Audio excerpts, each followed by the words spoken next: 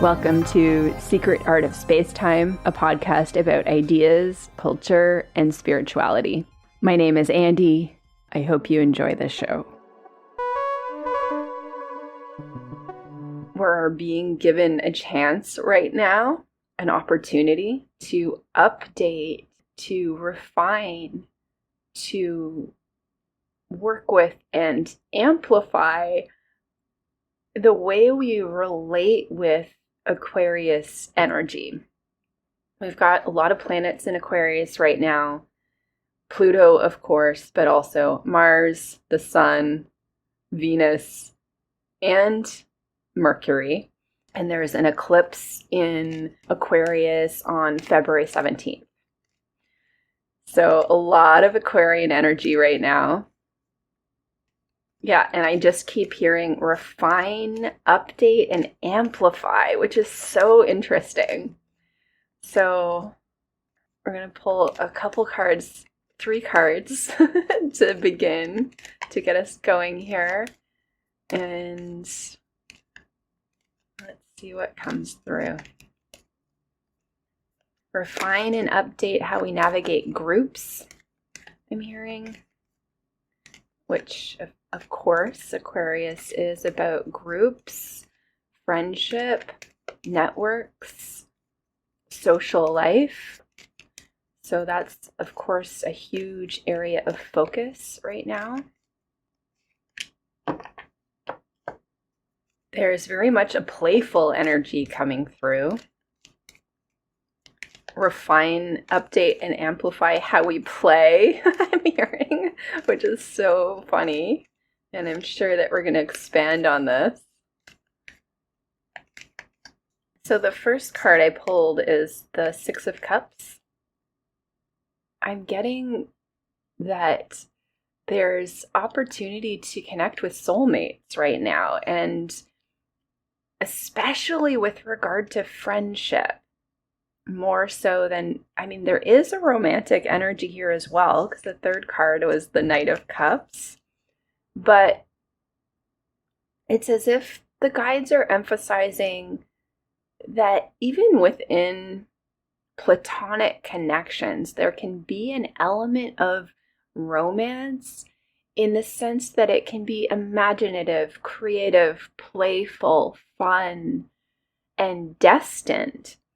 So there's so much emphasis on soul connection in the context of romantic partnership. But they're wanting to bring our attention as well to the importance of kismet social connections, friendship, group connections, even beyond friendship, connections that we may have with people in the world. We may not necessarily already be on the terms of friendship. We may not use that term, and yet there can still be a soul bond. So they're wanting to emphasize the importance, the depth, the synchronicity, the beauty, the importance of these kinds of connections as well, right? So yes, romantic partnership is beautiful, and this isn't to negate or neglect that. And they're even saying to bring in that energy of friendship also into those romantic partnerships, right? This is this is one aspect of Aquarian energy, right? Friendship. And just, it's as if the guides are wanting us to take a moment to acknowledge the importance of these kinds of connections, right? And as we said before, friendship, but also other kinds of social connections, which can sometimes feel mundane or accidental or seemingly insignificant, right? But soul connections can arise everywhere. 1, 2, 3, 4 on my clock. Now I haven't yet spoken to the middle card I pulled, which is the reverse tower. Okay, so I pulled 3 cards. Six of Cups, reverse Tower, and Knight of Cups. Seven of Swords on the bottom of the deck. And what's coming through is the essential nature of social relations in the context of social upheaval, right? The end of an order, the end of an era, the end of the current structures of power. And it can be scary, but it's our social connections, our friendships, even our acquaintances that carry us through. And beyond carrying us through, this isn't so much an energy of like a silver lining. It's actually, they're wanting us to really lean into the incredible potential on offer right now. And the beauty, the romance of what's occurring on Earth. And they're really bringing through this energy of like, we're so fixated on, watching the tower fall, right? On all the scary and truly devastating and horrible things that are unfolding. And this isn't about ignoring that or turning away from it. But it's like, given that, what shall we do? And they're actually saying Minnesota is an example. I'm a little hesitant to express this, but they're wanting to say that the towers falling is actually cause for celebration. And it's like we're faced with so much that's horrible, and yet they're wanting to say that it's an achievement. And, like so many of us for so long longed for real change, right? For decades, for centuries, right? There have been people dreaming of a better world. There have been people dreaming of greater justice, greater peace, greater harmony, greater beauty on earth. And it's like, I'm hesitant to say what they want to say, but what the guides are saying is, it is here. The new world is here already. Even amid the ashes, even amid the rubble. What they're saying is there's cause for celebration. They're saying create cause for celebration. We need you to celebrate, they're saying, the dawning of a new era. And they want us to see like the immensity of what's being brought forth. So Minnesota is an example because people are coming together. People are doing what needs to be done. People are caring for one another. And yes, of course, there are many horrible examples, right? This isn't to negate that or deny it. But this end of an era, the towers that are falling, they're wanting us to celebrate it because we've had a hand in it, is what they're saying, is what the guides are saying. We dreamt of it. We dreamt of greater justice on earth, and this is the massive transformation, and it's like, I'm seeing like, it's like the whole world needs to turn right side up. It's as if everything has been upside down in the previous established order, right? Which is sometimes called the rule-based order, which I'm putting quotes around because, of course, it's like rules according to whom and for whom, But we've talked about that for decades, right? All the problems, all the corruption, all the greed, all the despotism. That's the word they're using.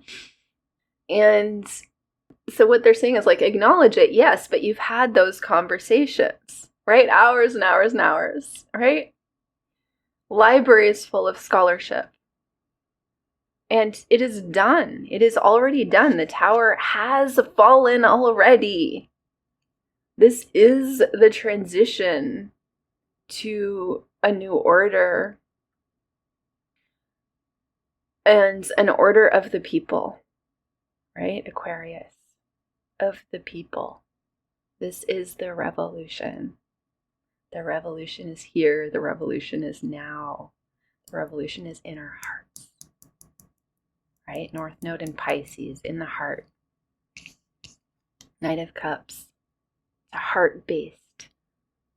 It's even romantic because we're dreaming into being what shall be, right? The new earth. It's not a phrase I use often, but that's the phrase they're using, right? I'm really doing my best in these more recent episodes where I'm channeling information to, as best as I can, step aside of my own ego and allow through this information as clearly as I can. And that means setting aside my own tastes and preferences to some extent, right? And I have certain hang-ups around certain language or certain wording for whatever reason. They're saying ego reasons, affiliations. It has to do with so there's something about our affiliations with certain groups, right? Aquarian energy, always about groups or often about groups. And as we move through this transition, we're sifting through our group affiliations. Like, groups are being reorganized. Our social relations are being restructured kind of behind the scenes. And some of us, though, have a harder time, like me, for example, in releasing hold of how it was, right? Of what groups we've been affiliated with. And the way they're putting it is like cultural protocols that we're familiar with, right? So like they're kind of saying, allow for the changes, allow for the new, even in the way you speak. And so if I were doing this recording just on my own, if I hadn't set the intention to channel through messages from spirit, right? If I hadn't set the intention to work with my guides, to bring through information and energy of the highest frequency for you all that will be the most healing, the most helpful, the most gently transformative. If I hadn't have set those intentions, then maybe I would go on and on and on about, why I don't like using the new earth as phrasing. But they're saying, let that go. Let go of your hang-ups and all the reasons why, which have to do with past cultural affiliations. Allow yourself to enter the new age, is what they're saying. Allow yourself to be free, right? Aquarian energy ultimately also at the end of the day is about freedom. Freedom from how things have been. Freedom from how we expect them to be. Freedom from the stranglehold that the old economies had upon us. It's coming, they're saying. It may not be here yet. And they're aware as well as I that many people are still within that stranglehold. And much of that has been intentional. There has been intentional economic pressure put upon people to some extent subliminally push people into being more likely to accept detrimental new systems and structures. So do not act out of fear. Trust that there is opportunity now to create, right? Knight of Cups and the imagination, right?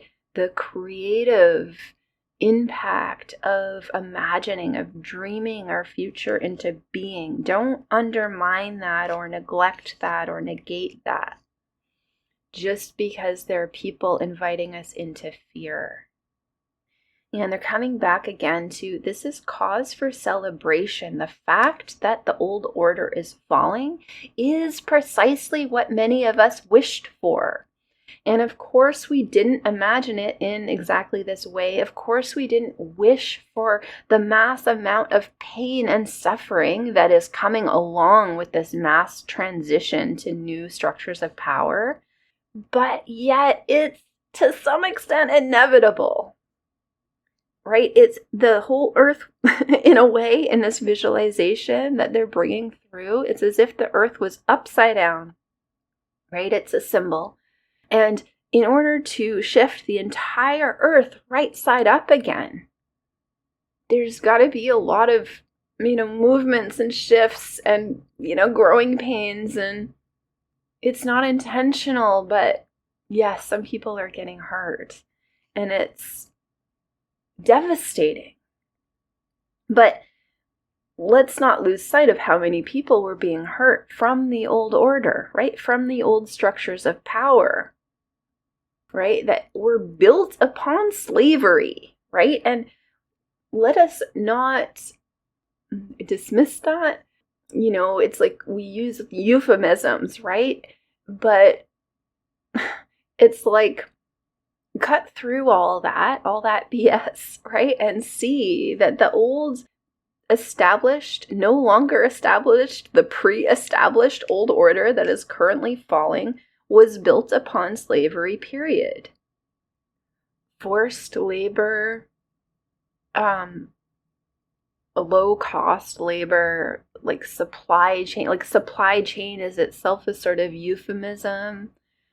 And people have had enough, and that's one of the reasons for the turbulence as well and the disruptions as well, because, more and more people are waking up to the injustice of how people have been used, how labor has been used to build something that itself was destructive, right? Even all that abuse of labor was put towards what? Right? A bunch of plastic crap, right? Consumerism and cheaply made things that don't last and just need to be replaced, right? We know this. So they keep coming back to this is cause for celebration, and it's not to dismiss or undermine the pain and the suffering. Both can coexist and even honor one another. So I'm getting to that one of the reasons that the Tower cards come out reversed is because there's immense resistance to the falling of the old orders, as we might expect, right? Because as much as they were built upon slavery, destruction, death, devastation, like the whole structure was built upon the devil, is what they're saying, right? Built upon abuse and constraint and like intentionally preventing people from being free, right? There's no reason for debt slavery, they're saying. It's just a way to entrap people into the system, right? To almost force them into compliance. And yet, it has been what has given us a semblance of order and stability.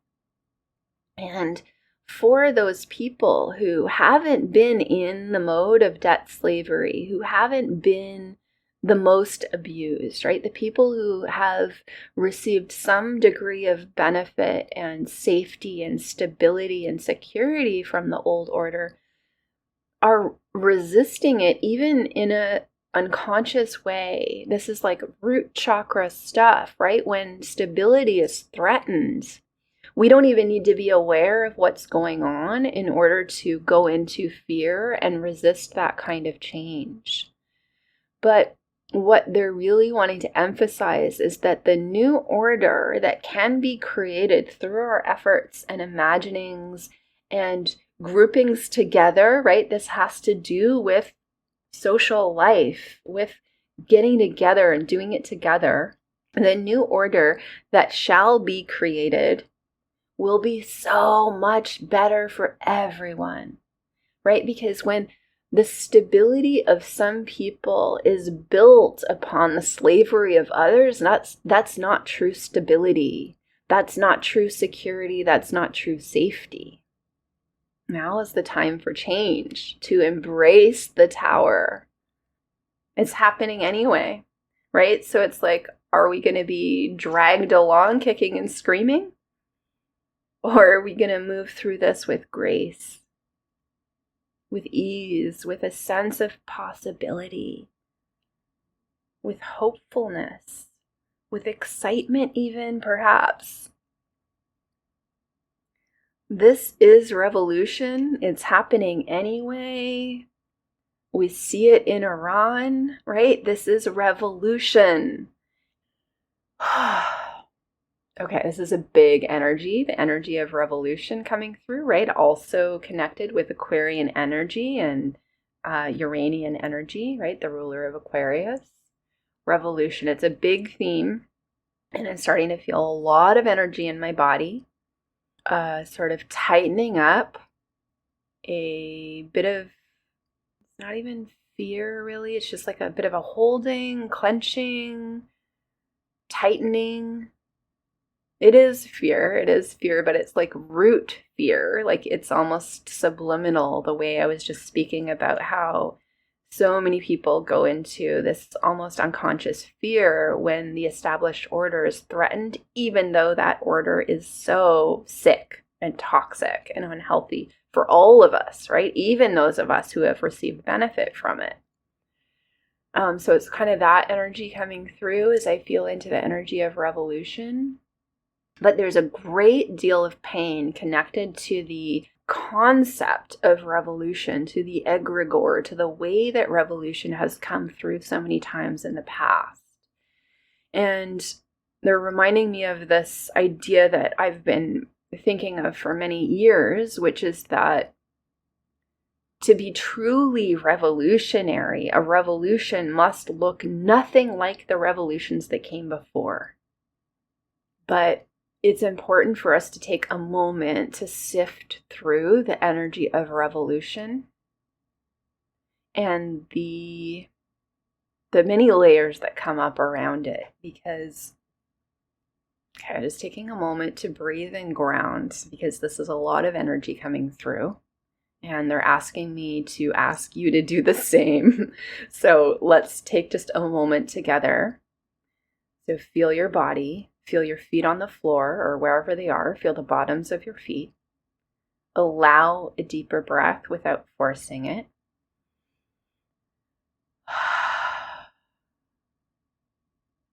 Release what's ready to release. So any energies ready to be released, ask them, send them down into the earth.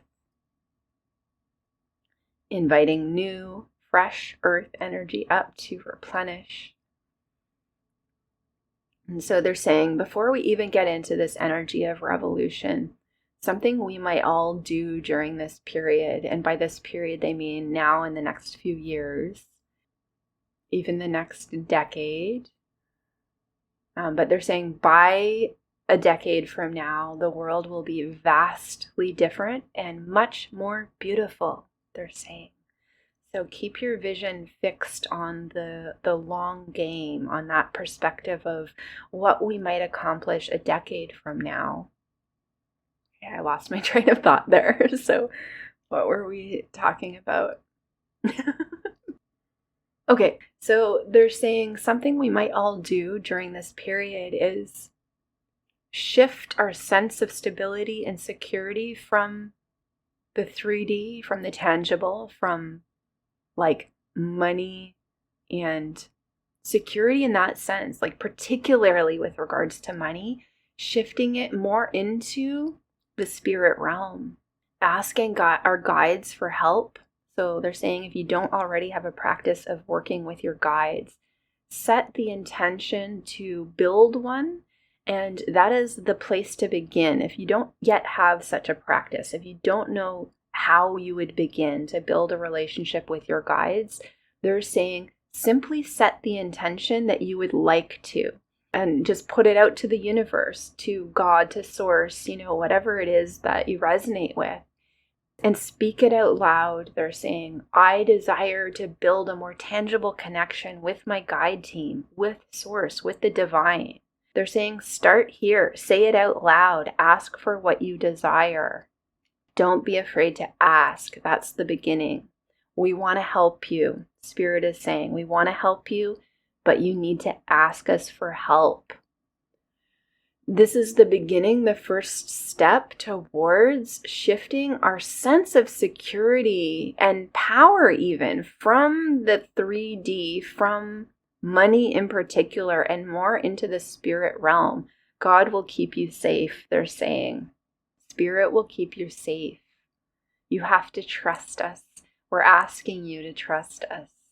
And to the extent you do, there shall be a period of celebration as we bring about greater harmony on earth. Beautiful. Okay, so revolution. What wants to be said? So this was a little taste of the full channeled message, which is available for members of The Secret Art, which is my little community where we get together multiple times a month to do guided practices. We got together last week for a guided meditation and for astrology circles. So our first astrology circle is going to be February 7th, but there's going to be one approximately every 2 weeks. And these are astrology circles that are accessible to people who are new, but that also go really deep. So if you do know some astrology already, there's going to be plenty of opportunity for you to deepen your knowledge. We're going to be tracking transits to our natal charts in real time so that we can have like real life examples of how the archetypes are playing out. This is my favorite way to learn and to teach astrology, because instead of learning from a textbook, we're learning from our own lives. And in that way, also, the astrology is useful even as we're learning it. I'm so excited. I would love for you to join us. I'm offering a free 1-month trial for anyone who wants to join us and see what it's like. There's never any pressure to stay on. I really want you to be able to get a sense for this space for yourself, right? So you can make a decision as to whether or not it's helpful for you, right? My intention is that this is a space that helps us to develop and to maintain a consistent spiritual practice so that we can evolve, so that we can develop intuitively, so that we can live our best lives, right? And it's really nice to do it with others, because so oftentimes this spiritual path for many of us can feel sometimes lonely, sometimes overly serious, sometimes difficult, right? So I'm hoping that we can get together and do it in a way that feels supportive and maybe even a little bit fun. So you're welcome to try it out for free. And there's also a sliding scale option for those who need that. So if after that 1-month trial, you want to join at a sliding scale rate, just reach out to me and I'll give you a link for that as well. So I really hope to see some of you there, and if not, I'll catch you in the next episode. Take care, everyone. Bye.